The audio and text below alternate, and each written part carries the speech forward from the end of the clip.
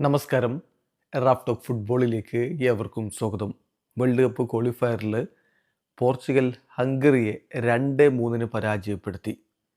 അത്ര ആധിപത്യം പുലർത്തിയ ഒരു കളിയായിരുന്നില്ല, പ്രത്യേകിച്ച് ആദ്യ പകുതിയിൽ.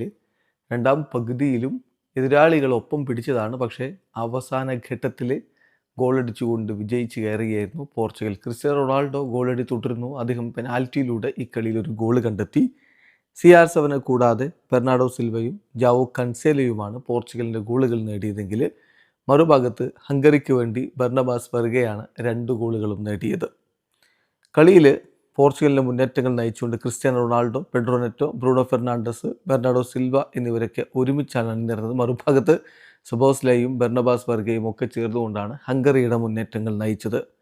കളിയുടെ 21ാമത്തെ മിനിറ്റിൽ ബർണബാസ് വെർഗയിലൂടെ ഹംഗറിയാണ് ആദ്യം ഗോളടിക്കുന്നത്. എന്നാൽ 36ാമത്തെ മിനിറ്റിൽ ബെർണാഡോ സിൽവ പോർച്ചുഗലിനെ ഒപ്പമെത്തിച്ചു. ആദ്യ പകുതി അവസാനിക്കുമ്പോൾ മത്സരം 1-1 സമനിലയിലായിരുന്നു. രണ്ടാം പകുതിയിലാണ് 58ാമത്തെ മിനിറ്റിൽ ക്രിസ്ത്യാനോ റൊണാൾഡോ തൻ്റെ ഗോൾ കണ്ടെത്തുന്നത്. പെനാൽറ്റി അദ്ദേഹം അനായാസം വലയിലേക്ക് എത്തിക്കുകയായിരുന്നു.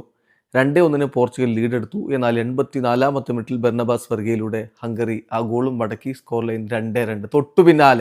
തൊട്ടു പിന്നാലെ ജാവോ കൻസേലോ 86ാമത്തെ മിനിറ്റിൽ ബെർണാഡോ സിൽവയുടെ അസിസ്റ്റിൽ നിന്ന് കൻസേലോ ഗോളടിച്ചതോടുകൂടി 3-2 എന്ന രൂപത്തിലേക്ക് സ്കോർ ലൈൻ മാറി. പോർച്ചുഗൽ ലീഡെടുത്തു. ആ ഒരു മാർജിനിൽ അവർ വിജയിച്ച് കയറുകയും ചെയ്തു. ഇപ്പം ഗ്രൂപ്പ് എഫിൽ 2 മത്സരങ്ങൾ പൂർത്തിയാകുമ്പോൾ 6 പോയിൻറ്റോടെ 1ാം സ്ഥാനത്താണ് പോർച്ചുഗലുള്ളത്.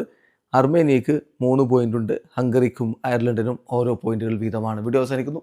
ഫുട്ബോൾ ലോകത്തെ കൂടുതൽ വിശേഷങ്ങളുമായി റാഫ് ടോക്സ് വീഡിയോ എത്താം.